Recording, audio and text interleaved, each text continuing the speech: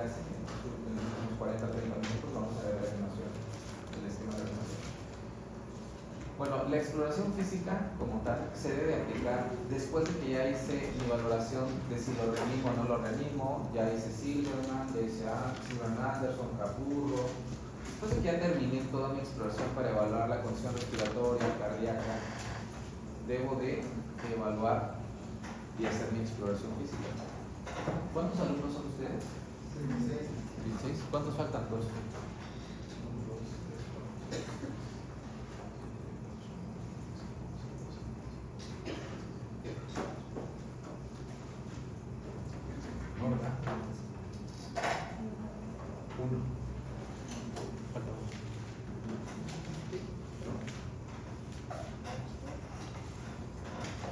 Son 26.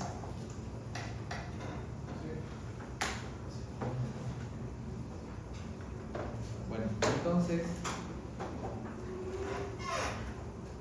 para empezar la exploración física, como en todo paciente, vamos a empezar del cráneo hacia abajo. Por favor, busquen en su internet qué es caput y qué es cefalohematoma. Caput y cefalohematoma. Las características del cráneo del recién nacido, obviamente del feto, cuando va a pasar por el canal vaginal, es que sea un cráneo que las suturas no estén solidificadas. Entonces, los huesos del cráneo del feto están separados, ¿no? Hay cierta separación para que cuando pase por el canal vaginal permita que esta compresión en el cráneo no le cause ningún daño y pueda ser expulsado. La mayoría de las ocasiones, algunas alteraciones que pueden observar ustedes en la exploración física son cabalgamiento de suturas. ¿Qué quiere decir? Que una sutura está sobre otra. Un tejido óseo está sobre otro, pero como precisamente no está solidificado, permite que esos surcos puedan estar como una fractura cabalgada hacia arriba, pero no es una fractura, siempre es un acomodamiento de los huesos. Existen algunas características anatómicas en el cráneo del bebé que son y que deben de estar, es la fontanela anterior y la fontanela posterior. Eso es lo normal, lo anatómico. La fontanela posterior, que generalmente va a estar en la parte frontal y va a ser la forma como de un polígono que va a estar con los entre el frontal y los huesos, los parietales. Esta fontanela, lo normal es que esté abierta cuando el bebé nace y puede estar cerrado, se puede cerrar hasta los 18 meses de edad. Pues pueden ver un bebé, ¿perdón? ¿La posterior? La fontanela anterior. Comúnmente ustedes van a ver algunos niños que la mamá o las abuelitas les van a decir se les dio la mollera, ¿no? Eso que es la mollera es la fontanela. Esta fontanela está abierta en general en todo recién nacido y en el lactante, solamente que la característica es que si el bebé está deshidratado, la fontanela se hunde, y hay algunas características en las cuales la fontanela puede estar abombada o incrementada en su tensión cuando tiene meningitis, cuando tiene hemorragia ventricular. Esta fontanela puede estar tensa, le llamamos nosotros. Entonces, lo normal es que esté normotensa. Bueno, hablando de dos condiciones de presentación, hay algo que ya lo vieron aquí que se llama distosia de presentación.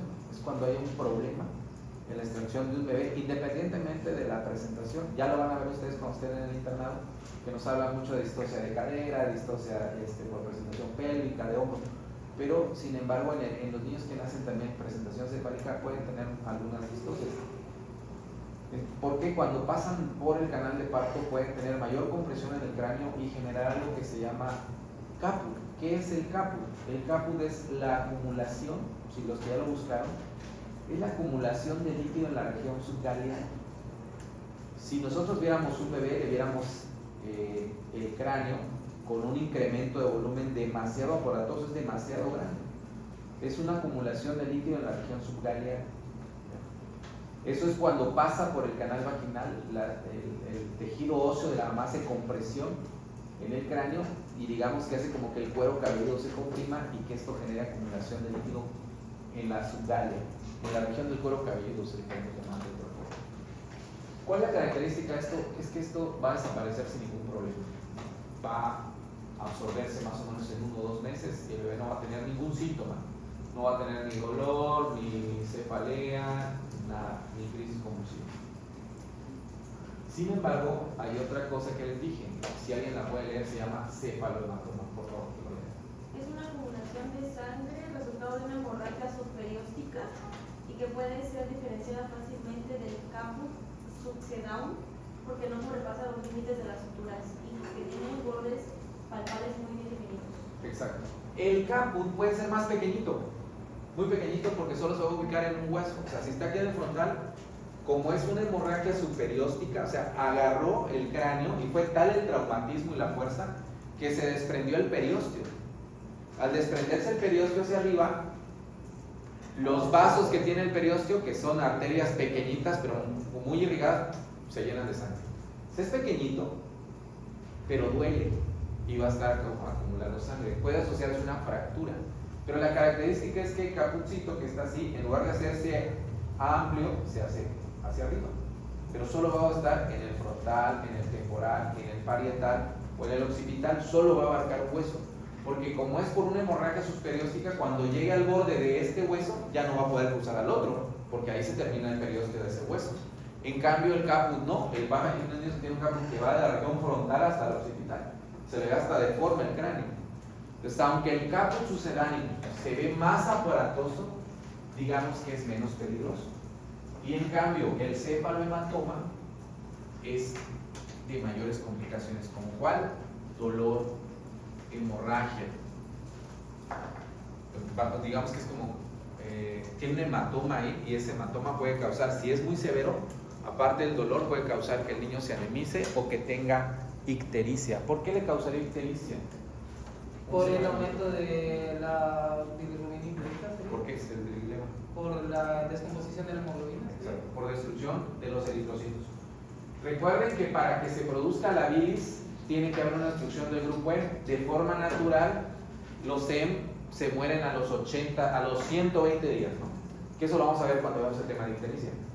Pero cuando tienes un hematoma, cuando un niño está, por ejemplo, de repente van a ver ustedes en su centro de salud que les va a llegar un niño que nació con partera y pesaba 4 kilos 500 y salió y tiene un hematoma en el brazo, uno en la cabeza, uno en el cuello, ese se les va a hacer ictericia, porque esa destrucción acelerada de los eritrocitos va a generar el grupo C y bilis, ruptura del grupo E, y por eso puede estar ictérico. Entonces ese niño que tiene un cefalohematoma puede estar ictérico. Eso es uno de los datos. Y va a tener dolor, o sea, le tocan, y se ve pequeñito, le tocamos y la consistencia se ve como llena de líquido y tiene dolor. Ahí que tenemos que hacer, descartar que no tenga una fractura. Bueno, entonces esa parte es característica del cráneo. Estamos hablando de la atención inmediata del recién nacido en la exploración física. Hay algunas otras características que pueden llegar ya cuando el bebé tiene 2 semanas, 1 semana a su centro de salud, y que les diga a la mamá que toda la cabecita tiene como caspa, tiene mucha caspa, una costra blanca. Lo van a encontrar en su libro, se llama costra de leche.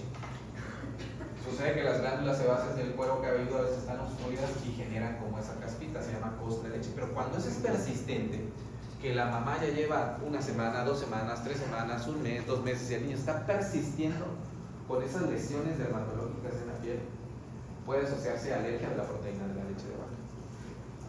Pero bueno, eso lo vamos a ver más adelante. Entonces, de estas 3 características, bueno, nos falta otra estructura anatómica que se llama fontanela posterior, que es la que se forma entre el occipital y los huesos parietales. La característica de esta fontanela es que debe de estar cerrada. Cuando nace un bebé de término debe estar cerrada. En el prematuro pudiera estar abierta, pero en general la fontanela anterior lo normal es que esté cerrada. Ahora, hay algunas enfermedades que pueden hacer que mi fontanela posterior esté abierta así. Algunos niños con síndrome de Down, algunos niños con hipotiroidismo congénito. La fontanela posterior, la que debe estar cerrada, puede estar abierta. Así que no es normal que un niño tenga abierta la fontanela posterior. Si la tiene, tenemos que investigar cuál es la causa.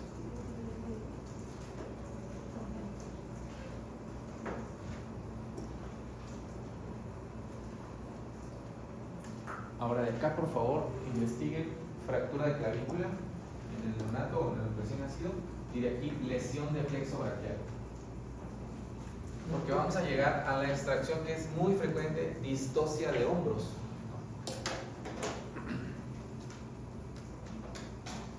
Entonces, recuerden ya que vieron un gineco que el bebé generalmente rota, ¿no? Rota para que podamos extraerlo.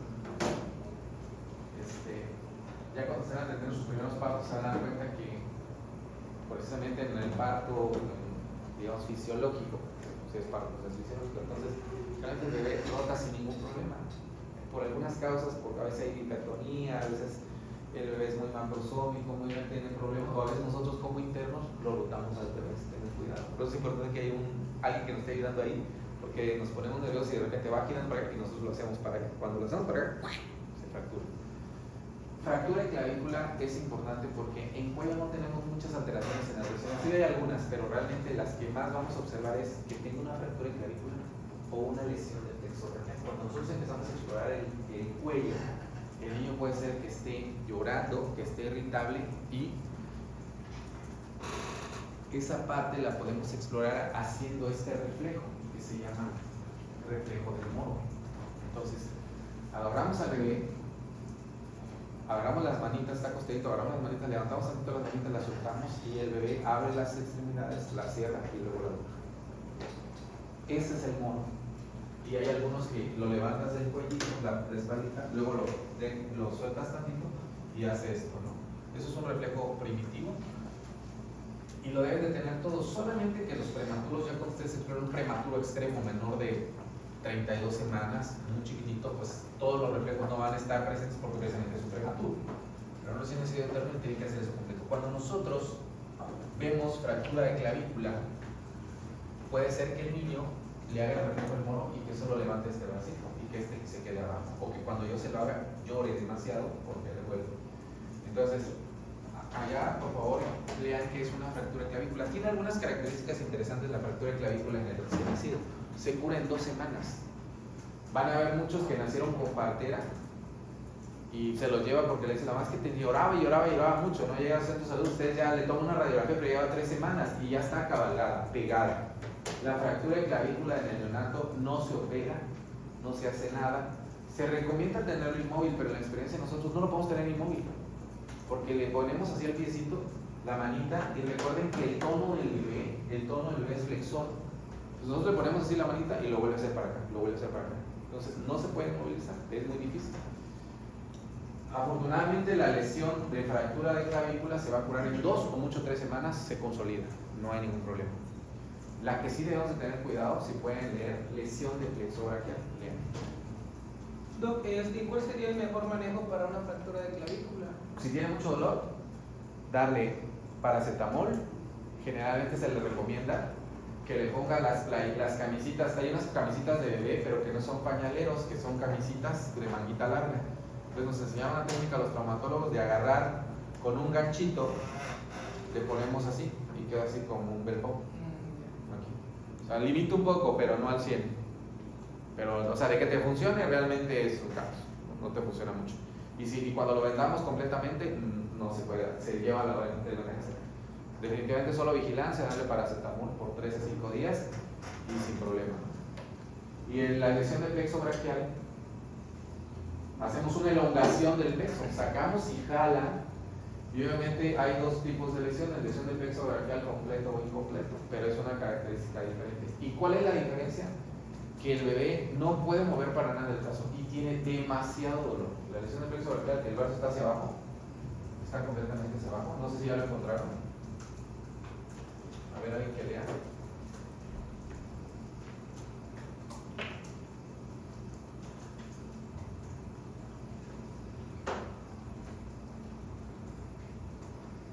El plexo braquial es un grupo de nervios alrededor del hombro que se puede presentar una pérdida del movimiento de debilidad del brazo cuando esos nervios se dañan. Esta lesión se llama parálisis del plexo braquial en recién nacidos. Se puede afectar debido a compresión dentro del útero de la madre o durante un parto difícil. Este tipo de lesiones, también la clavícula, pero tengan mucho cuidado porque es muy susceptible de demandas. ¿Sí? O sea, si ustedes detectan en su exploración física que hay indicios o sospecha de una lesión de plexo braquial y fractura, aunque en su centro de salud no haya traumatólogo, hay que mandarlo a cita con el traumatólogo ortopedista pediatra o con el traumatólogo de adultos. Porque, ¿qué sucede? Pues, a final de cuentas, si llega con otro médico y le dice que tiene lesión de plexo braquial y no le damos rehabilitación, puede quedar con daño permanente la lesión de plexo braquial. Entonces, lesión de plexo braquial es muy importante diagnosticarla, porque no la vamos a poder tratar. Casi es el mismo tratamiento que en la fractura, solo le puedo dar paracetamol, pero es muy doloroso, porque como es el nervio que está elongado, o sea, duele más la lesión de plexo braquial que la fractura.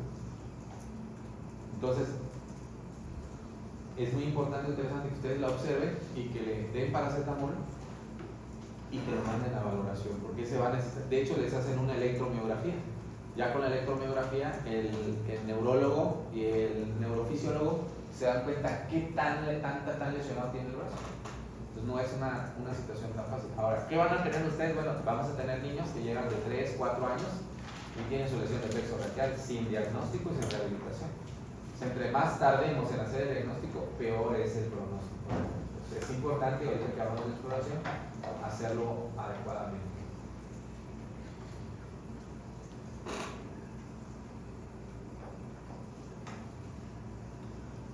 En general, hay algunas otras lesiones que podemos encontrar en cuello, pero vamos a ver.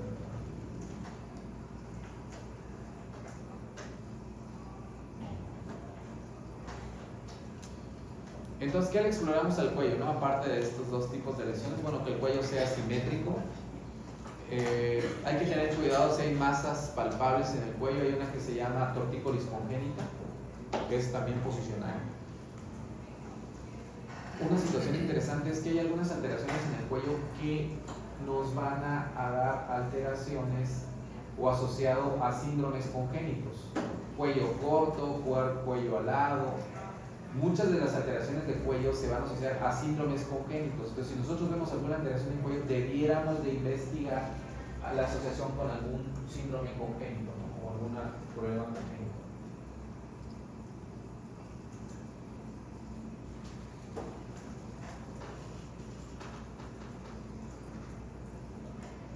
Bueno, ahora vamos a platicar sobre las características anatómicas en la exploración del pabellón auricular del recién nacido. Sucede que en la misma semana que se está formando el pabellón auricular, a partir de la tercera semana se están formando los riñones. O sea, hay algunas alteraciones como hipoplasia de pabellón, microtia, apéndices preauriculares, malformaciones características de los pabellones auriculares. No sé si les ha tocado ver o saber de algunas familias que todos tienen hipoplasia o que tienen apéndices preauriculares, unos cachitos en la región del trago del pabellón auricular. Entonces, seguramente es una característica dominante en la herencia de los hombres. Generalmente las malformaciones de pabellón auricular son más frecuentes en los varones que en las mujeres. Pero tienen que tener vigilancia porque si hay alguna malformación o alteración anatómica en el pabellón auricular, hay que investigar y hacer un ultrasonido renal, porque algunas alteraciones que vamos a encontrar en el pabellón auricular pudieron haberse asociado en la misma semana de formación renal, que es a partir de la tercera. Por eso es que cuando tú ves una alteración en el pabellón, hay que abordar el riñón.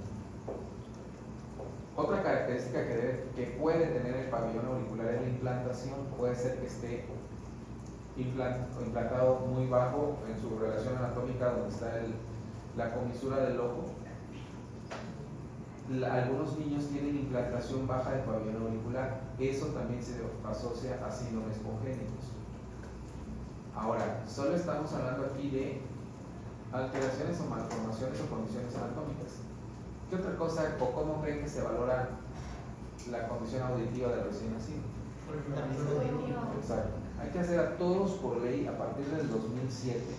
Todo niño que nazca en su centro de salud, aunque estemos muy lejanos a un municipio o un hospital de segundo nivel, ustedes le van a poner tamiz metabólico, tamiz auditivo y aplicación de BCG y hepatitis. Esas tres cosas son en la primera semana, ¿ya? Cada uno tiene su tiempo exacto, pero el tamiz auditivo se tiene que aplicar o se tiene que realizar mínimo en los 3 primeros meses de vida. Se dice que después de los 3 meses ya no tiene tanta sensibilidad y se nos puede escapar algún niño con hipoacusia.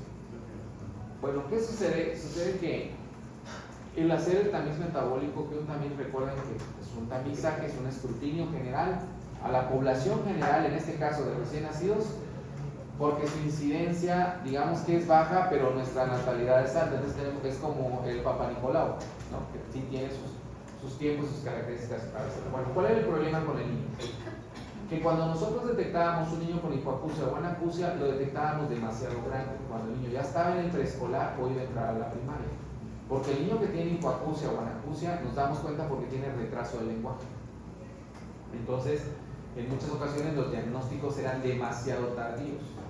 Entonces, el establecer a partir del 2007 nuestro tamiz auditivo es detectar en forma temprana. ¿Cuáles son las dos causas más frecuentes de sordera en México? Inproteínas, que tengan una asociación de un síndrome de Touch, que no hayamos diagnosticado. Esa es la primera. Y la segunda, que ya sean niños más grandes, otitis media aguda de repetición. Los niños que tienen otitis media aguda de repetición los van a llevar a una hipoacusia. Entonces el tamiz metabólico precisamente me sirve para eso. Perdón, tamiz auditivo se lo hago y puedo saber si tiene una integración auditiva. ¿Cuándo lo debo hacer? Entre el día 0 hasta los 3 meses. Ese es el tiempo que va a tener. ¿Dónde los hacen? Bueno, los hacen en los hospitales de mayor concentración. Porque puede ser que haya en el hospital de Cintalapa, en el de Villa de Acala, en el de Chiapa de Corzo, en el centro de salud de Tuxtla Gutiérrez, en el hospital regional. Son equipos especiales. Si vieron audiología y fonatría con la doctora Betsy, ¿verdad? Sí. Ella está encargada del programa de tamiz auditivo aquí en Chiapas. ¿Qué es lo que se hace? Pues primero hacemos un tamiz auditivo. Si no pasa su primera prueba, le vuelve a repetir el otro. Le haces como el tamiz metabólico. Hacemos uno, no pasó, en una semana le damos otra cita. No pasó su segundo tamiz, ya lo llevamos a potenciales auditivos, que ya son estudios más específicos, donde vamos a hacer estímulos y vamos a detectar para ver si su sordera es de origen central o no, o conductiva o central. Entonces esto es muy importante, ¿no? Pues ¿qué pasaba? Que los detectábamos a los 6 años cuando estaban entrando a la primaria, porque no hablaban o no podían leer. Y no podían leer y hablar precisamente porque tenían un problema auditivo. Entonces eso es una obligación que nosotros les pongamos. Entonces esa cuestión es con el oído. Ahora vamos a ver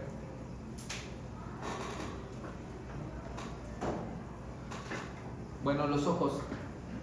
Todo paciente que nace ya en la exploración física y dentro de las condiciones de la atención le vamos a poner gotas de clorafenicol, una gota en cada ojo, porque eso disminuye el riesgo de conjuntivitis que adquiere por el canal vaginal. Ahora, ¿qué otros problemas? ¿Por cuánto tiempo? Una dosis única. ¿Qué otra cosa le ponemos? ¿Se acuerdan qué vitamina le ponemos? Vitamina K. ¿Por qué le ponemos vitamina K? Para evitar desangrarse. Exacto. ¿Cómo se llama esa enfermedad? Enfermedad hemorrágica del recién nacido. Sucede que nosotros vamos a empezar a metabolizar la vitamina K cuando estamos ya consumiendo o comiendo alimentos. Entonces el bebé realmente tarda más o menos de 10 a 15 días para empezar a metabolizar la vitamina K. Por eso es que nosotros desde que nace le ponemos una dosis de vitamina K para los factores vitamina K dependientes, y eso evita que tengamos hemorragias tardías del recién nacido.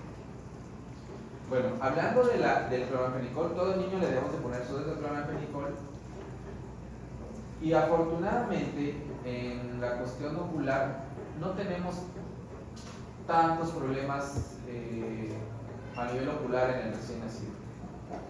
Sin embargo, hay dos que no se les deben de escapar, que son muy importantes. Y, por ejemplo, fisiológicamente el recién nacido, cuando llora, si ustedes ven un recién nacido llorar en sus primeros 3 o 4 semanas, puede gritar muchísimo, lo que quiera, pero no tiene tanta lágrima. El recién nacido solo tiene lubricación del globo ocular, no tiene lágrimas, tiene muy poca cantidad de lágrimas. Si llega una mamá con un niño y le dice, doctor, es que está lagrimando mucho, sobre todo es un lateral del ojo izquierdo, del ojo derecho, deténganse a revisarlo. Porque cuando un ojo está lagrimeando es porque puede estar obstruido el conducto lagrimal. Entonces, las enfermedades del ojo van a ser dacriocistitis y dacrioestenosis. Dacriocistitis y dacrioestenosis. Generalmente esto no lo vemos desde que nace, es muy raro. Ya nació y nos lleva la mamá en la siguiente semana, y puede ser que un ojo esté lagrimeando mucho, que tenga secreción blanca, Y la otra es de que tenga, donde está el aparato lagrimal en la parte posterior, tenga un aumento de volumen. Eso también hay que tener cuidado, porque si vemos aumento de volumen, ya aquí en la glándula lagrimal tenemos que enviarlo al oftalmólogo pediatra, porque a veces tiene que hacerle una exploración armada y abrir el conducto. Entonces, toda alteración del conducto lagrimal donde tengamos incremento del tamaño de la glándula lagrimal, hay que enviarlo al oftalmólogo pediatra, o oftalmólogo por lo menos. Bueno, en general otra de las cosas que se observan es la leucocoria. ¿Qué es la leucocoria?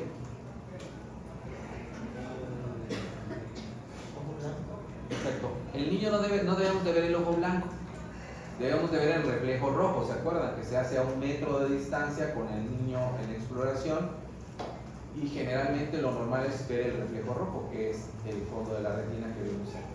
Cuando nosotros vemos leucocoria en un ojo, tengan mucho cuidado porque puede ser una catarata congénita. Afortunadamente cada vez menos frecuente, pero digo, eso no quiere decir que no existe.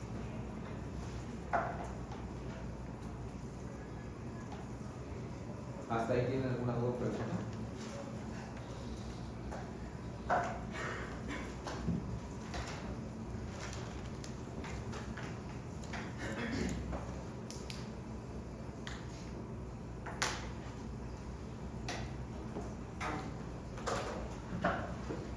Bueno, en general decíamos en la primera clase sobre la valoración de la respiración y la frecuencia cardíaca en el niño. Afortunadamente igual los problemas en el tórax son pocos. Algunos como el pectus excavatum es de los más frecuentes, sobre todo en niños que tuvieron o que tienen mucho tiempo que intubados o que tienen displasias broncopulmonares, pueden generarnos problemas de ese tipo. Hay algunos síndromes muy raros como el síndrome de Wolff, que habla sobre ausencia de un pectoral mayor. El tórax pequeño se asocia a hipoplasia pulmonar. ¿Recuerdan cómo se da la hipoplasia pulmonar en el recién nacido? Bueno, fíjense que hay una enfermedad que por la cuestión del tiempo tan corto que tenemos no nos da tiempo de ver todas, pero hay algo que se llama hernia diafragmática. Entonces, hay algunos niños que dentro del útero existe un orificio en el diafragma, y ese orificio hace que los intestinos pasen a la cavidad torácica. Es una enfermedad demasiado grave, afortunadamente poco frecuente, pero aquí en Chiapas tenemos algunos casos. Entonces lo que hace es que los intestinos suban hacia la caja torácica y el espacio donde va a desarrollarse el pulmón está ocupado por los intestinos. Entonces eso hace que el pulmón no crezca, y tienen un pulmón hipoplásico. Siempre que tenemos un pulmón hipoplásico, y hay algo característico, puede ser que su tórax vea más desarrollado un hemitórax o que realmente vea un tórax muy pequeño. Sin embargo, lo más interesante o importante ahí es que ese niño, fuera de lo anatómico, el problema es fisiológico, tiene hipertensión pulmonar, no ventila bien. ¿Recuerdan cuando vimos la circulación fetal? Hablábamos y decíamos que el pulmón está lleno de líquido en el feto. Entonces, cuando este intestino sube y está obstruyendo el crecimiento del feto, este pulmón se llega hipoplásico, y cuando empieza a respirar es un pulmón no funcional. Y esto hace que el niño esté hipóxico y que pueda ser grave y que no se va a resolver hasta que se haga por cirugía el cierre de esa hernia diafragmática. Entonces, la hipoplasia pulmonar se relaciona a hernias diafragmáticas. Hipertelorismo mamario, pezones separados, o polietelia, que son pezones accesorios. Eso, la polietelia, es más frecuente en varones, entonces incluso de forma familiar, y generalmente son pezones supernumerarios, pero que están en la misma línea mamaria. Eso lo van a ver muy característico. Es muy común, en la consulta de uno y tiene 3 glándulas mamarias, ¿no? Afortunadamente es menos frecuente en la mujer, aunque hay algunas niñas que tienen ese problema, es más frecuente en los varones, ya incluso familiar. Está el abuelito así con 2 glándulas, el tío, el hermano y el nieto. Afortunadamente no se asocian a mayores problemas, pero sí, claro que a veces son glándulas o pezones accesorios hipodesarrollados, o sea, no tienen un desarrollo normal, pero sí podemos encontrarlos.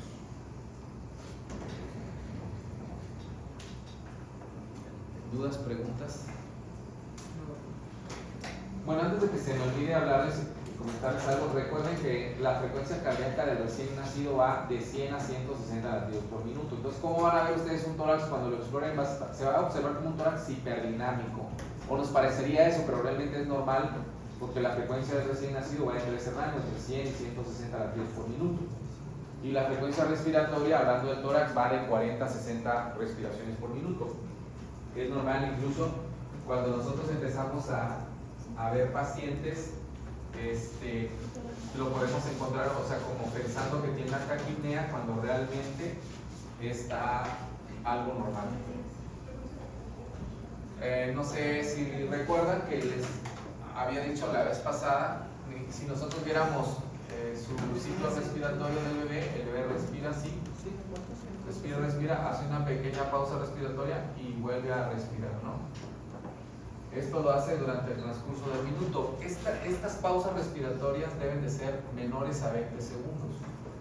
Menores a 20 segundos. Si esta pausa respiratoria, digamos, si el bebé está respirando y hace esto y tarda más de 20 segundos, a esto ya no se le llama una pausa, se le llama una apnea. El tiempo, si es menos de 20 segundos, es una pausa respiratoria. El bebé recupera su ciclo respiratorio es normal. Por eso es importante que cuando nosotros exploremos el tórax recién nacido, escuchemos con el esteto un minuto completo. Porque si yo escucho solo 15 segundos y lo multiplico por 4 como en el adulto, puede ser que yo lo cache en esta o en esta. Entonces, no va a ser valorable mi frecuencia respiratoria o cardíaca. Cuando tengan la posibilidad de escuchar, ya ustedes van a ver geriatría, ¿no? Para que salgan bien duchos, escuchen al adulto mayor y al niño, cuando vayan a clínica, al neonato, al paciente pediátrico, se van a dar cuenta cómo es completamente diferente. Como que el adulto, cuando llegas en la edad del adulto, en general ya está bien establecido, ¿no? De 60 latidos, 20 de respiración, 60, 80 latidos, te da 120, 80 o 110, 70. En el niño, precisamente, las variantes en edades te dan variables de signos vitales. Por ejemplo, un neonato llega hasta 160. Y aquí hay algo bien interesante, que cuando veamos choque séptico,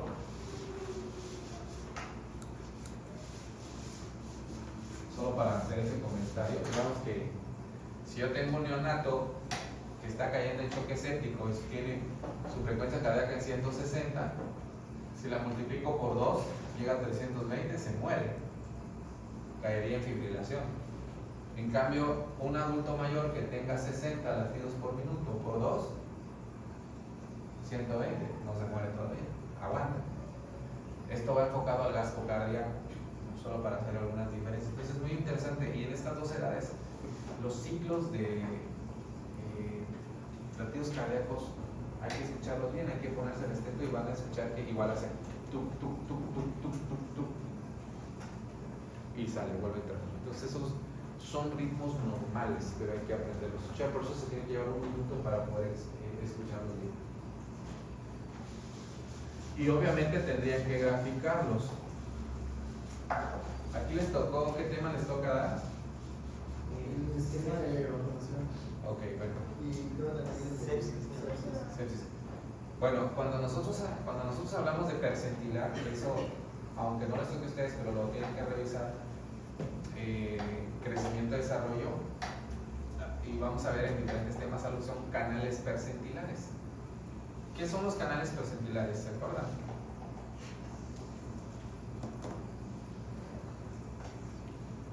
Porque luego dicen, uno como interno se pregunta, bueno, ¿y cómo voy a aprender tantos signos vitales si cada chamaquito es diferente?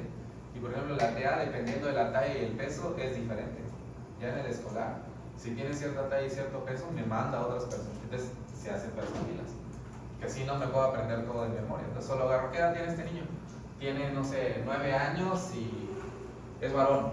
Agarro mi libro y veo frecuencia cardíaca para un niño de 9 años. Y ahí me lo da.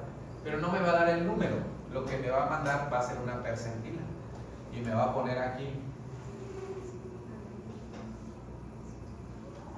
Esta es la percentil 50, esta es la 95 y algunas van a tener aquí la 3 o la 10.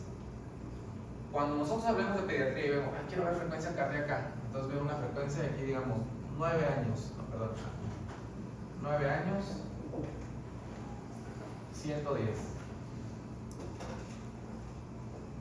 Aquí digamos 110 por minuto, ¿no? Entonces, todo valor de pediatría, cuando decimos cuál es el valor ideal, si les preguntan a un maestro, están con su libro, ¿cuál es el valor ideal? Van a buscar siempre la percentil 50, siempre.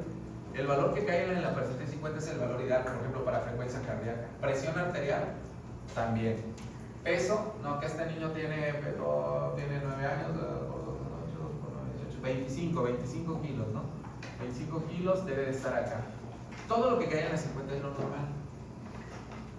Por eso, bueno, ¿y cómo le hacemos? Bueno, nosotros vamos viendo. Imagínense que yo veo a este chico de 9 años, lo veo a las 7 de la noche y tiene una frecuencia de 110, ¿no? Después a las 10:30 me habla la enfermera y me dice que tiene 150. Después a las 23 horas tiene 180. Entonces, sin que yo sepa exactamente, está fuera de rango. Así se tiene que ver. Todo en pediatría se valora así. No nos aprendemos de memoria. Claro, nosotros como ya vemos un montón de chamaquitos de la misma edad, pues ya me lo aprendo más o menos de memoria. Igual es en la presión arterial. Entonces esto solo para que vean cómo detectamos nosotros. Por eso ustedes van a ver mucho en pediatría. Y tal vez no sé si en adulto mayor lo utilizan mucho. Pero por ejemplo les hablan TA en percentila normal. O por ejemplo dicen talla en percentila normal. Cuando les hablan de percentila normal es que está en su gráfica muy pegada a la 50. ¿Ya?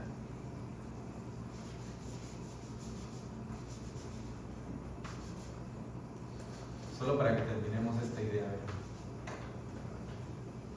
Como no vamos a ver abajo, ustedes no van a hacer las gráficas de crecimiento. Para que no se los vayan a agandallar los del otro grupo. Por ejemplo, ¿qué pasaría si tenemos un bebé, un niño digamos que igual 9 años y digamos que debe pesar 25 kilos, ¿no? Esto me lo manda aquí. Observe bien. Un ejemplo, 9 años, 25 kilos, digamos que es lo normal. Lo interesante en las gráficas es de que esto era en enero. Los síntomas marzo. Hagan de cuenta que este pizarrón, sus cuadritos que tiene acá abajo, los alcanzan a ver. Esas se llaman desviaciones estándar. Así están las gráficas. Todas las gráficas tienen, detrás de las líneas curvas, tienen cuadritos. Estos cuadritos se llaman desviaciones estándar. ¿Por qué es importante una desviación estándar en pediatría? Porque, por ejemplo, miren, lo voy a poner aquí.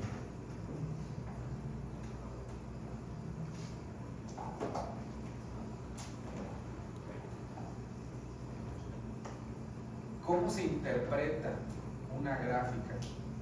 Aquí este niño ya tiene 9 años con 1 mes, 2, con 3, con 4 meses. 9 años con 4 meses. Este niño está en un rango normal todavía porque el estar dentro de la 3 a los 95 es lo normal. Lo ideal es que esté siempre pegando en la 50. Pero yo estoy en mi centro de salud y me llega en enero y lo encuentro lo normal. En febrero va para abajo. En marzo va para abajo. En abril va para abajo. Yo como médico de primer contacto debo pensar, ¿qué está haciendo que este niño no suba de peso? Es una pregunta bien interesante porque nos dice la mamá, no está bien ni está mal porque ni ha subido, doctora, ni ha bajado. Mi hijito se mantiene en 25 kilos. Pero la edad ya no. Ese es el punto. Entonces ahí nos llega un punto en las gráficas. Todas las gráficas son dinámicas y longitudinales. En cuanto hablen de crecimiento y desarrollo, toda la evaluación tiene que ser longitudinal, tiene que ser del punto cero hacia acá. Si yo digo, me llega un niño, por ejemplo, me llega una mamá y encuentro un niño acá, está todavía en rango normal, es cierto. Pero dice el papá, diría, el papá más cabrón, dice, sí doctor, pero dígame, ¿está mejorando o está empeorando? Mi hijo. Porque mi esposa dice que lo ve mejor, pero yo lo veo peor.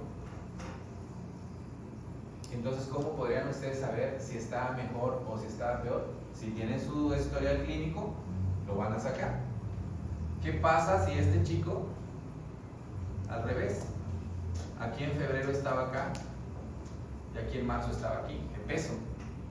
En febrero estaba bajando, casi pegando ya la 3 y se está recuperando. En crecimiento, desarrollo y en nutrición es un niño que está en recuperación. Y en cualquier área que veamos está recuperándose cuando va para arriba. Digo, cuando vayamos dando los casos clínicos va a ser más fácil, pero mi punto es que entonces siempre que nosotros hablemos de un valor en pediatría, nos acordemos que se van a graficar. Por ejemplo, los que se les toca en el hospital regional, ahí todos los neonatos los tenemos graficados para presión arterial y frecuencia cardíaca. Por ejemplo, un neonatito de 750 gramos, su presión arterial mínima media es de 30. Y uno de 39 semanas es percentil 50 de media. O sea, hay 15 milímetros. Pero si nosotros no lo graficamos, pues se me puede chocar y puede morir sin que yo me dé cuenta. Esa es la. Entonces, las gráficas son dinámicas, variables por la edad, por el género también, porque si es hombre o mujer puede variar. Y ya van a ver ustedes que incluso hay algunas gráficas que les dicen, esta gráfica es para el niño con síndrome de Down, este es para el Turner. ¿Por qué? Porque el Down, por ejemplo, si nosotros graficáramos un Down, el Down es de talla baja, pero de peso alto. O sea, ustedes ven un niño Down, es talla baja y eso hace que su peso sea alto. O sea, si yo lo grafico, digo, no está desnutrido, este niño tiene una talla, fíjense cómo cambia mi diagnóstico. Un niño con síndrome de Down está con peso en la 95 y con talla en la 10. Entonces, si no me doy cuenta, o sea, no, pues digo, este está desnutrido, no está desnutrido. Ese niño tiene una talla baja, ¿cómo se llamaría? ¿Talla baja fisiológica o talla baja patológica? Pues fisiológica porque es parte del síndrome, ¿no? No. Talla baja patológica, porque solo está afectada la talla. O sea, talla baja patológica, porque solo está afectada la talla y el peso está en la percentil 95. Su peso está bien y solo tenemos afectada la talla. Bueno, eso lo vamos a ver más adelante, pero eso quería hacer esa acotación de los signos vitales en el TOGA. Por ejemplo, ahorita hablando de frecuencia cardíaca, frecuencia respiratoria, ese punto es así. Ahora, vamos a platicar sobre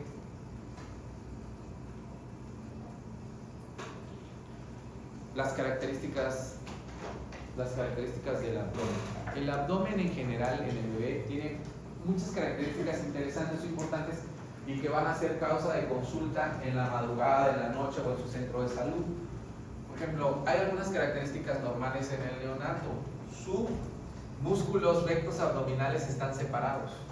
Entonces es normal que cuando el bebé puje o cuando el bebé llore se haga como una hernia por encima de la cicatriz umbilical, salga una prominencia, o que veamos la punta de un huesito que está acá que se hace prominente cuando tiene dificultad respiratoria. ¿Qué es eso? Es el apéndice sifoides. Y cuando tiene un Silverman alto hace una disociación toracoabdominal y empieza a marcarse más el apéndice sifoides. Entonces podemos ver la prominencia del apéndice sifoides y una hernia, entre comillas, que no es una hernia. Lo que sucede es que tienen separados los rectos abdominales y es el peritoneo que está muy prominente, pero realmente no es ninguna hernia. El hígado y el vaso en un ser humano no debe de palparse. Si palpamos el vaso hay esplenomegalia en cualquier ser humano. El hígado, en cambio, en el recién nacido lo podemos encontrar donde está el reborde costal, 2 centímetros por debajo del reborde costal es normal. Si ya estamos en más de 3 centímetros por debajo del reborde costal, es hepatomegalia. Y tenemos que hacer el abordaje de hepatomegalia. ¿Ya? Ahora, acá en la cicatriz umbilical tenemos muchas condiciones o situaciones de consulta en el primer nivel de atención. La primera es el cordón umbilical. El cordón umbilical tiene que constar de 2 arterias y una vena. Cuando nosotros estamos haciendo la exploración debemos de ver 2 arterias y una vena. La vena en general es más grande y tiene menos tono y las arterias son muy pequeñitas. Cuando vayamos a clínica a ver si les pueden ver. Pero ¿qué problemas creen que se presentan en el cordón umbilical en el recién nacido? En general, hernias umbilicales. La mayoría de los bebés tienen hernias umbilicales. ¿Cuál es la diferencia o cómo se hace el abordaje de una hernia umbilical en el recién nacido? Las hernias umbilicales que tardan o que tienen menos de 2 centímetros de tamaño, en general van a cerrar espontáneamente. las hernias umbilicales que tienen más de 2 centímetros van a tener que ser operados. Van a necesitar una cirugía. ¿Qué otra cosa se puede ver en el cordón umbilical? Onfalitis. ¿Qué es la onfalitis? Del muñón. Exacto. Infección del muñón umbilical. Ahora, cuando nosotros nos referimos a esto y estamos hablando de infección del muñón umbilical, si este fuera el muñón umbilical, para que nosotros digamos que tiene onfalitis, donde debe tener la alteración es en la piel que está alrededor del muñón umbilical, porque el cordón umbilical cuando llegue en el día 10 o 14 va a apestar, va a oler mal y se va a desprender. El cordón umbilical se desprende entre el día 10 y día 14, se necrosa y se desprende. Pero cuando hablamos de onfalitis, todo el borde del cordón umbilical, o sea, en la piel, está rojo, está caliente, está hiperémico, y eso es una infección. El agente de los más frecuentes es el estafilococo. Ojo, por eso ahora, ustedes cuando estén ya en el primer nivel de atención, les van a preguntar, oiga doctora, doctor, ¿le puedo poner mertiolate o isodine o gasitas con alcohol? No se le debe poner nada, porque eso hace que se irrite el cordón umbilical y que sea, digamos que es como un antiséptico químico muy potente y hace que lleguen las bacterias ahí y que les genere una infección. No debemos de poner nada. ¿Han visto que hay un líquido que se llama microdacin, que es un antiséptico? Si tenemos aquí el cordón umbilical, el microdacin solo se va a poner en la puntita del cordón umbilical con spray. Le envuelven una gasa, la gasa queda así y se acabó. Ahora, había una pregunta así de las... ¿Utilizamos o no fajero? No se debe utilizar fajero, en general no se recomienda. ¿Quién les dio cirugía? ¿Quién? El doctor Wilber. Bueno, en pediatría ahorita había una discusión porque en cirugía pediátrica algunos bebés les ponen una bolita de alcanfor aquí o una caniquita de cordóncito umbilical. ¿Para qué les ponen? O una moneda. Y la pregunta es si esa moneda sirve o no sirve, o esa canica. A ver, piensa. Yo creo que, bueno, supongo que al ser pues bueno, más que nada una moneda y pues trae más infección. Exacto, una moneda de infección, una canica de infección, una alcanfor de infección, ese era el problema. Sin embargo, si hablamos de una hernia y tienes el saco herniario ahí y le pones una canica, supuestamente disminuyes el tamaño del saco herniario, pues, ¿no? De cierta forma. Pero si un niño puja y llora, de todas maneras la hernia va a permanecer. Digamos que el bienestar de ponerle una canica o una moneda no es tan bueno comparado con el riesgo de infección que puede tener. Entonces, no es recomendable ponerlo eso. Tampoco los fajeros. Lo ideal es que solo le pongamos la gasa con microdacin, si es necesario, y ya. Lavarlo con agua y jabón todos los días. Aunque ustedes no lo crean, hay niños que no los bañan. Hay niños que pasan 3 o 4 días sin bañar. Y en las comunidades hay niños que los bañan hasta los 9 días. O sea, la mamá también se baña así hasta los 9 días y el bebé hasta los 9 días. Entonces, es costumbre, sí hay que decirles que no hay ningún problema. O sea, hay que bañarlos. Y si no les decimos, o sea, llegan a su consulta de los 3 días o los 7 días y no lo han bañado, eso también es riesgo de infectarse. O sea, no tiene ningún problema para que lo bañen. Bueno, hasta ahí tienen dudas, preguntas. Entonces, hernias umbilicales más de 2 centímetros se operan. Menos de 2 centímetros generalmente se cierran. Conforme va desarrollando el recto abdominal, eso se logra cerrar.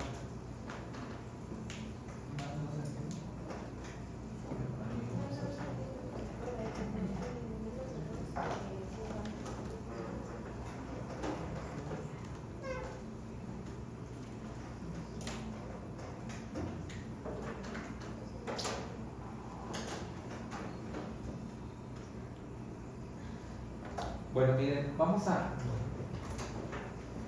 comentar también algunos otros problemas. Quiero que investiguen acá en su celular. Gastrosquisis y los que están de aquel lado, onfalocele.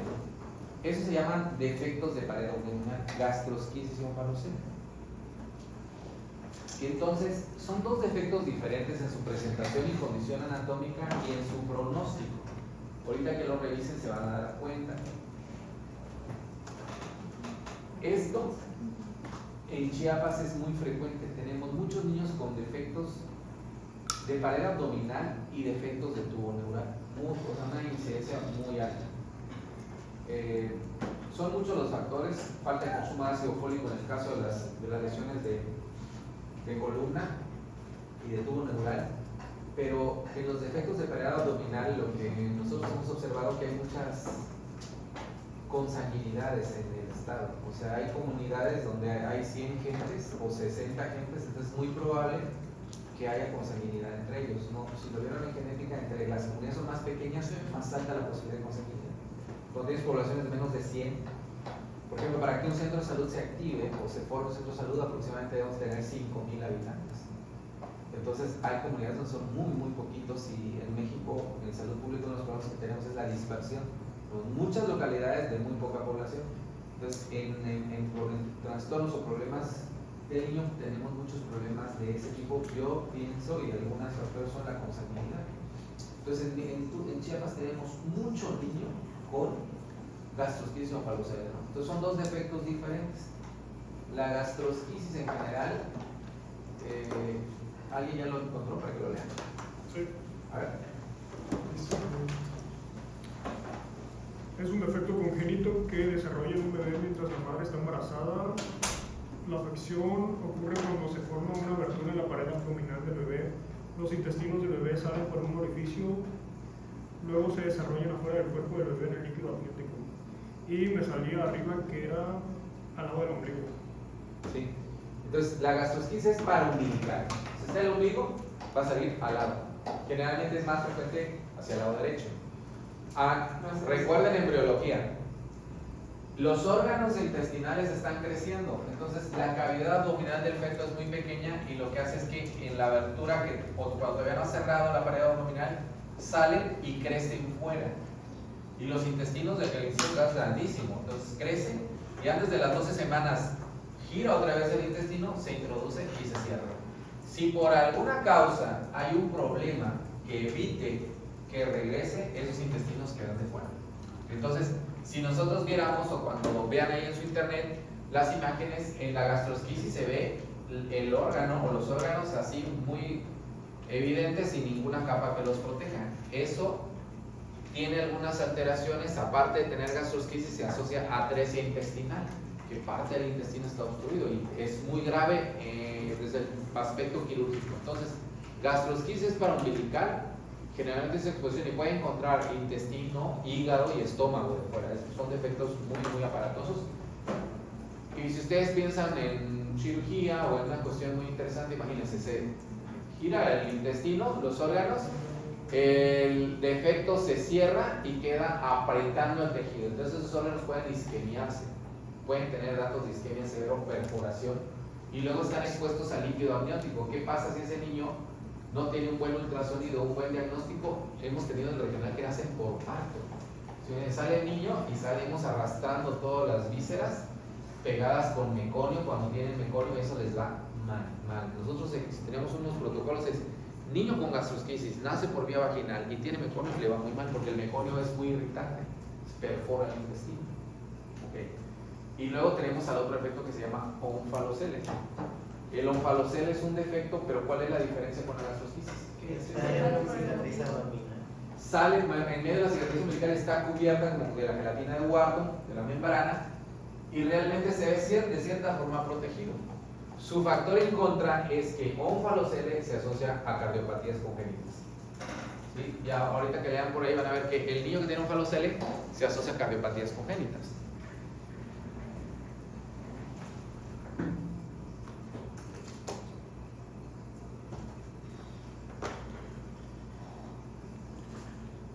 Bueno, vamos a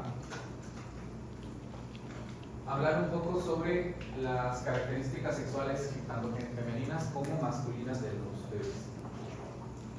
¿Qué problemas puede tener el recién nacido del sexo masculino en el área genital? Son más frecuentes, y uno de los más comunes y más frecuentes en los testículos, en los varones, va a ser hidrocelio. ¿Ya? Apunten eso, hidrocelio.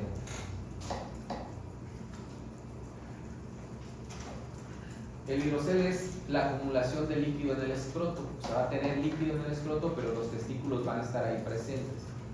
En general es un problema que se va a resolver entre el primero y el segundo mes, no hay que hacer ninguna cirugía ni ningún tratamiento. De cierta forma, en cierto punto es normal. ¿Qué otro problema podemos ver en los testículos? Criptorquidias, falta de descenso de los testículos. Esto hay que tener mucho cuidado. Nosotros cuando hagamos exploración física debemos de palpar los dos testículos. Entre más prematuro sea un niño, puede estar arriba en el canal inguinal. Y recuerden, si lo vieron en cirugía, que si yo no palpo el testículo del neonato, pues puedo mandarle a hacer un ultrasonido, porque debo detectar si el testículo está en el canal inguinal o no. Hay algunos que pues, de todas maneras están, ni siquiera llegó al canal inguinal y está intraabdominal, y eso es de mal pronóstico para él. Aunque ustedes no lo crean, hay niños que tienen 10, 11 años y no tienen descenso testicular, pues obviamente ese testículo ya lo perdieron. Hay que explorar bien, y si no encuentran el testículo, pues hay que hacer un ultrasonido para detectar en el canal inguinal. ¿Qué otra alteración del testículo? El testículo retráctil, ¿no? Que prácticamente el testículo está en el escroto, pero está retraído, y eso también es susceptible de cirugía. Ahí ellos también hay que operarlos. Ahora, en el canal inguinal específicamente se puede encontrar otro problema que se llama hernia inguinal.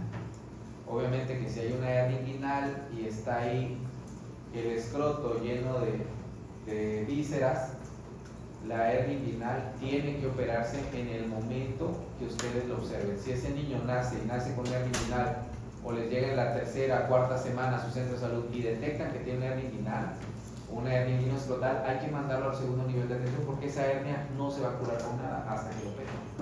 En el caso de las hernias inguinales, todas tienen que operarse en el niño. Generalmente es más frecuente en el varón.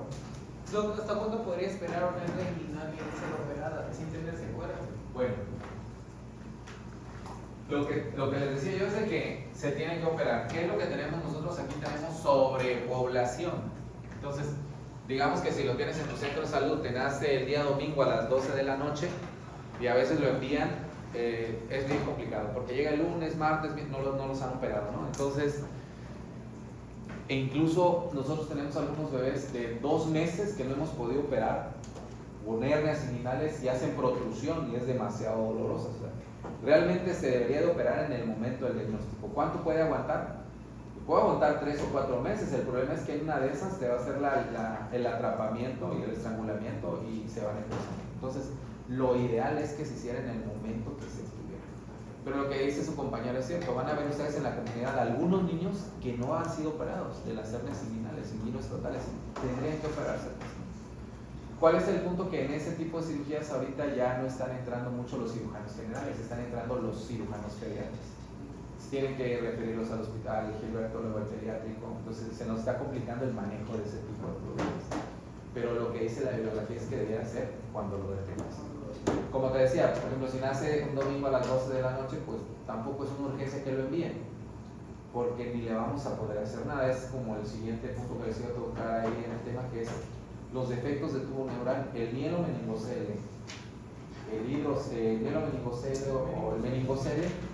Es una urgencia quirúrgica, pero nosotros tenemos solo un neurocirujano que está en el hospital regional. Entonces, si nace en sábado en la noche, por ejemplo, y lo mandan ese mismo día sábado, no lo puede operar porque hay que hacer el ultrasonido transfontanelar, tomografía de columna, no tenemos tomógrafo en el regional, tenemos que hacer la referencia al Gilberto Gómez Maza y lo regresamos al Gilberto Gómez Maza. Llega el Gilberto Gómez Maza y generalmente nos hacen el jueves o el viernes. O sea, si lo mandan domingo, lunes, martes, miércoles, jueves, viernes, sábado. Ya hasta el sábado tenemos al resultado, pero el sábado ya no trabaja el neurocirujano, llega hasta el lunes de la tomografía, decidimos si se opera o no se opera. Entonces, anteriormente, y esto es bien interesante, cuando nació un niño con mielomeningocele, a nosotros todavía, yo estudié en el 2002, hice internado y nos decían, a ver doctor, si el mielomeningocele está íntegro, o sea, tenía la meninge ahí, pero no se había roto, le decíamos mielomeningocele no roto, y considerábamos que no estaba infectado.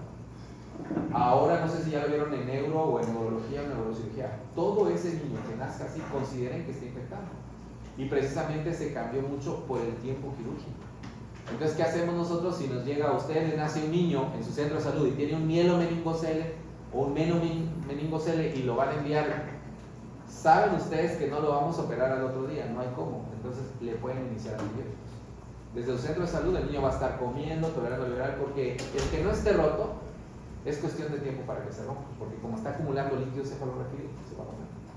Entonces, todos esos meningoceles ya los consideramos, si no que estén infectados, que sí hay que ponerles antibióticos, profilaxis antimicrobiana. Y lo que te decía, por ejemplo, ellos son de operación inmediata, pero les decía a sus compañeros del otro grupo, haz de cuenta que tienes un mielomeningocele, llega, le pones antibióticos, le tomas punción líquido cefalorraquídeo ventricular, lo mandamos a estudiar, entra el neurocirujano, lo opera, le ponemos antibióticos 14, 21 días y vuelve a tomar otro líquido cefalorraquídeo. ¿Por qué? Desafortunadamente, las meningitis tardan hasta 3 semanas para poder resolverse con antibióticos, 21 días, 28 días de antibióticos. Entonces, es muy complicado el manejo del mielomeningocele. ¿Y qué sería aquí lo ideal? Sí, dice el protocolo. Nace, y si lo opero en las primeras 72 horas, tiene menos riesgo que se infecte. Pero muy pocos van a ser operados en ese tipo. Esa es la realidad de nuestro estado. Pues. Y le voy a decir algo, no estamos tan mal. Tenemos bastantes neurocirujanos, pero es muchísimo el número de pacientes. Bueno, no sé, ¿quién ha ido al Gilberto Gómez más a clínica? Es de los hospitales con mayor traumatismo craneoencefálico por accidentes de motociclistas. Es un montón, ¿no? Yo creo que al día unos 4 o 5, pero fácil. Pero tenemos una incidencia. Y muchos chavos, ahorita 2 fallecieron. ¿Sí lo escucharon? Uno de 13 años y uno de 14, que se volvieron donadores. Sí, era de síndrome. ¿Vale? No, sí, o sea, es muy crítico, de 13 y de 14 años. O sea, entonces tenemos ese tipo de problemas. Pero sí, ahora, solo para recordar un poco, ¿por qué tenemos tanto mielomeningocele y defectos de tubo neural? Bueno, por lo que dijimos en la primera clase. Son embarazos que empiezan a tomar ácido fólico ya hasta la semana número 13 o 14. Venimos muy rezagados en eso. Ahí ya cuando ustedes vean salud pública se van a dar cuenta que, por ejemplo, hemos avanzado mucho. Bueno, voy a salir tantito del tema. Estamos legislando mucho sobre el aborto. Y está bien, ¿no? Yo no estoy en contra, está bien ese servicio. Pero yo creo que también hay que legislar sobre métodos de planificación familiar. Si tenemos que bajar la edad, pues ya a los 12 años, ni modo. De 12 años consensuado, porque pareciera ser que no, pero el inicio de vida sexual activa ahorita ya está empezando entre 13 años. Claro, lo estamos hablando consensuada, pero aparte está en comunidad, que en comunidad hemos tenido nosotros niñas de 12 años embarazadas. Entonces, ¿qué pasaría si, bueno, va a llegar a suceder, ¿no? En poco tiempo vamos a tener que utilizar ya métodos de planificación familiar en semanas más tempranas, ¿no? Porque seguimos teniendo, o sea, el problema en México no es la falta de, o sea, no es que no podamos ser como Dinamarca. Es que la tasa de natalidad en Dinamarca está en 0.00 y tanto, ¿no? Y nosotros estamos en 2.8, 3.5. O sea, ya hay, o sea, prácticamente ya ven que la tendencia en Europa y en esos países es no tener hijos. O sea, tú ves gentes que, no sé, por ahí van a andar muchos de ustedes, muchos de mis compañeros, yo tengo 48 años, pero mis compañeros 35, 32 años que acaban de salir no quieren tener hijos. Y está bien. Pero entonces eso va a impactar en la tasa de natalidad, pero ahorita en México está muy cañón. O sea, seguimos teniendo 3.5, en Chiapas 2.8. O sea, es muchísimo. Entonces no nos alcanza ni le puedes meter el recurso. Hay 2 cosas en México: tasa de natalidad y crónicos degenerativos. Tenemos mucha insuficiencia renal crónica en México. Entonces, insuficiencia renal crónica, y se los digo de conocimiento porque tengo familiares enfermos, se consume muchísimo. Y en pediatría está no resurgiendo, pero estamos haciendo más diagnósticos hemato-oncológicos. Si el niño hemato-oncológico también consume mucho. Pero todo eso es consecuencia de tasas de natalidad. No le pegamos a la tasa de natalidad. Estamos haciendo OTBs con gesta 5. Entonces está bien porque ya no va a tener su gesta 6, pero ya tiene 5. Entonces eso es un problema, por lo que sea. Entonces hay patologías que si lees en la bibliografía o les preguntan en el examen del ENAP, dice mielomeningocele, operación en las primeras 72 horas, lo más rápido posible. La realidad es que tardamos mucho. Y entonces sí es un problema serio. Bueno, entonces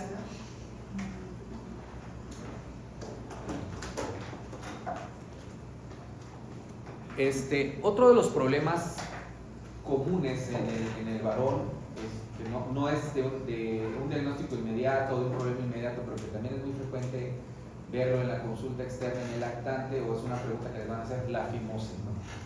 La mayoría de los niños, el 90% hay fimosis en los niños, en algunas estadísticas 85%, pero la mayoría tenemos fimosis. ¿Cuál es el punto? El abordaje. El abordaje en la década de los 90 fue todo niño con fimosis, hazle circuncisión, ¿no? Entonces ahora ha cambiado un poco. Y les decía a sus compañeros, bueno, circuncisión quirúrgica sí lo requiere lo ideal, pero en la década de los 90, ustedes son más o menos del 2000, ¿no? 2000, 2001, 2002, ustedes nacieron ese año, ¿no? Pero del 90 al 2000 hacían circuncisiones en consultorio, ¿no? O sea, los niños los pasaban al consultorio, les ponían una crema en el glande, les hacían el descenso con un aparato que era un cono. ¿Y qué sucedía? Que había desgarros, había sinequias y había muchos problemas en la edad adulta por las secuelas de dolor en el coito para el varón. Entonces, digo eso en el extremo. Pero entonces, la circuncisión se hizo como una moda. Y ahorita todavía les va a tocar a ustedes ver muchos pacientes que dicen, es que quiero que lo circunciden. Si el familiar decide que lo circunciden, lo ideal es que sea quirúrgico. O sea, mandarlo con el cirujano pediatra que le programe la cirugía. Pero van a tener también de comunidad, que vas a ver la fimosis y va a decir, lo mando con el cirujano al hospital regional o al Gilberto, o ahí me lo van a regresar a la pobre mamá con el niño. La indicación de circuncidarlos es que tenga infecciones repetitivas de vías urinarias y que tenga obstruido el meato urinario. Si tiene eso, muy factiblemente te lo operen. Si no, el 90% de los niños a los 6 años liberan el glande, se liberan de fimosis. Entonces, no es una obligación la cirugía.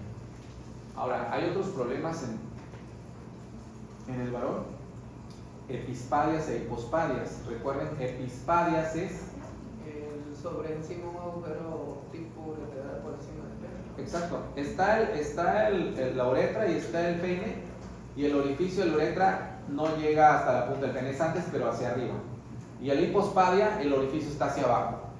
Esto se los digo porque puede ser que en su centro de salud, en su comunidad diaria, se vea muy aparatoso, porque pareciera una malformación y los cuerpos cavernosos se habían separados, pero puede ser que solo sea hipospadia. Entonces, hipospadia también puede ser frecuente, y ahí sí ya nos metemos en más complicaciones, porque tendríamos que analizar la uretra, pero también toda la vía urinaria, para ver si no se asocia una malformación de ureteros, vejiga y riñones, ¿no? Se complica un poco más la situación. Solo ahí vamos a comentar algo que se llama, apúntenlo por favor en su libro, porque no lo vamos a ver ahora, pero lo vamos a platicar, que es muy interesante el tema, malformaciones anorrectales. Que eso también quirúrgicamente en pediatría es muy importante. Por ejemplo, si tienen en su centro de salud un niño, ya lo revisaron, es varón y tiene ano imperforado, ese sí es traslado inmediato, ese sí sea a las 3 de la madrugada porque no va a poder comer. Le tengo que poner suero y lo tengo que enviar inmediatamente. Entonces, este problema también de malformaciones anorrectales es muy complicado. ¿Por qué? Porque sucede que si el recto está tapado o no está perforado, el cirujano tiene que revisar del recto hacia arriba cómo está, si no tiene malformaciones ureterales, malformaciones intestinales, y es un poquito más complicado. Estamos hablando del error, es más complicado en la mujer, porque recuerden que donde viene el conducto de la cloaca, que les decía a sus compañeros, tenemos 3 formaciones, ¿no? El canal vaginal, la uretra y el recto. Entonces, el problema que tienen en malformaciones anorrectales las mujeres es que hacen fístulas y conecta de la región enteral intestinal a la uretra o a la vagina. Digamos, anatómicamente es más complejo, pero por ejemplo, la mujer generalmente hace fístulas, conecta de la región del intestino hacia la uretra, y en las niñas, por ejemplo, vamos a revisar un caso a ver si lo puedo conseguir porque se va a sancionar, nos pasó así. Una niña con una fístula. Entonces, cuando la niña tiene fístula que está conectando al intestino con cualquier región vaginal uretral, cuando nosotros veamos la pipí va a sacar meconio en el pipí en los primeros días. Y es algo que es un dato muy interesante, porque bueno, ¿y por qué está sacando pipí? Y está con ano imperforado y saca por acá, tiene una malformación. Entonces ya ahí es un gran rollo, porque obviamente el cirujano tiene que darle tiempo quirúrgico Entonces lo que hace es que le hace una colostomía. Le abre aquí para que pueda comer, saque la poco aquí y esto ni lo ha tocado. Y se tiene que llevar hasta 6, 8 meses o un año para que pueda entrar. Es bien complicado. Y en el varón pasa lo mismo. Si no sabes dónde está el defecto, entre más alto esté el defecto, es peor. Porque sus conexiones van a ser más complejas. Es que hace colostomía.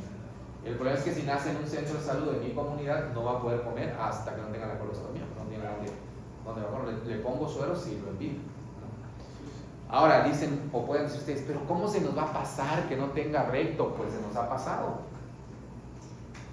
Por eso se checa con el termómetro la temperatura. Metemos el termómetro para ver que sí tenga recto. A nosotros nos pasaba a veces allá en el internado, como bien dicen, el que nada sabe, nada teme. Hay algunas que son membranas rectales, que son menos de 2 milímetros. Y pues a ellos se veía que de repente le pasaban y le abrían el recto y tenía una membrana. Como una membrana no pasaba más, solo sangraba un poco. Pero todos los defectos de malformaciones anorrectales posoperados, por ejemplo, una vez que operan el recto que está imperforado, no sé si han visto que hay unos dilatadores de GEA, que son dilatadores para recto. Entonces tienen que empezar a dilatarle con los dilatadores para que el niño tenga un ano funcional, o cualquier niño o niña, ¿no? Esas malformaciones rectales también desafortunadamente es frecuente, tienen que revisar muy bien. Hay un término que lo vamos a ver cuando veamos el tema, que se llama el ano anatómico, que tenemos que vigilar que el ano, si no está perforado, ubicarlo. ¿Se acuerdan qué estudio le hacen a los bebés cuando tienen ano perforado?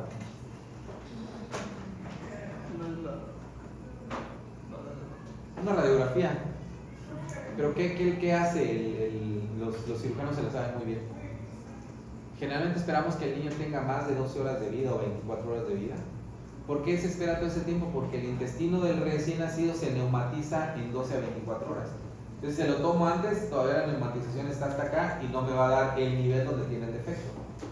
Entonces, si ustedes tienen ese tipo de detalles, o les digo centro de salud, y en muchos centros de salud hay radiografías, se baja al bebé a la radiografía, se acuesta al bebé y se le pone una monedita en el recto imperforado. Una moneda. Obviamente lo detiene uno ahí con el dedito, o ponen al interno de tenerlo ahí, le toman la placa y ahí nos marca el nivel, porque donde está la moneda, ya ves dónde está el nivel hidroaéreo y ahí mides. Si el tamaño de la monedita hacia el nivel hidroaéreo es más de 1 centímetro, es una malformación complicada. Si es menos de 1 centímetro, quiere decir que su malformación es muy pequeñita hacia abajo, pero que hacia arriba todo está normal.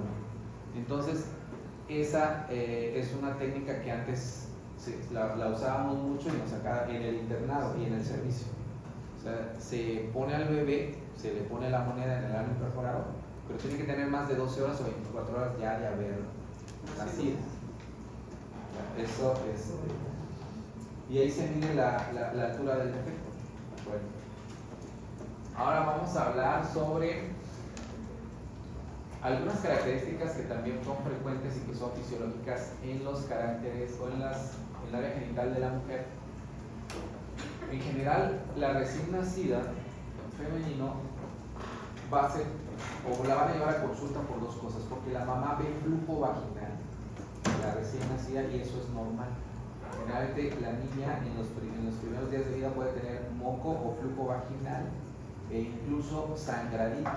En algunos libros mal llamado leche de bruja se le llamaba, y también había veces que las glándulas mamarias de la niña estaban aumentadas de tamaño y tenían un puntito blanco o un puntito rojo, o era sangre o era leche.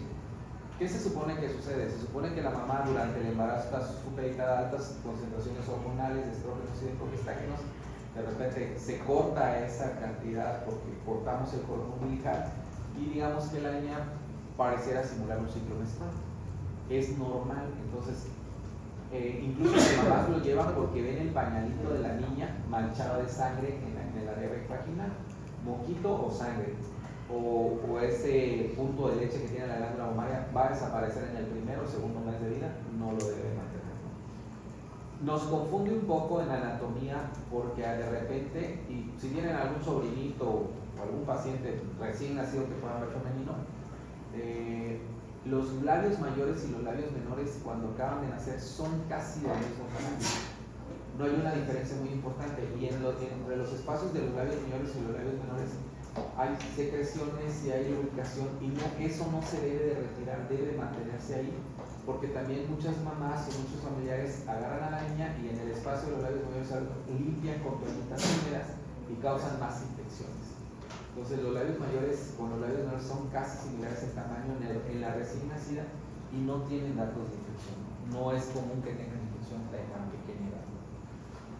Algo que también, bueno, eso va para los dos, para niños y niñas, son dermatitis del pañal, que lo vamos a ver ya en la próxima clase porque ya mucho para este tema. Ahorita vamos a cambiar de tema. Bueno, dermatitis del pañal es muy frecuente.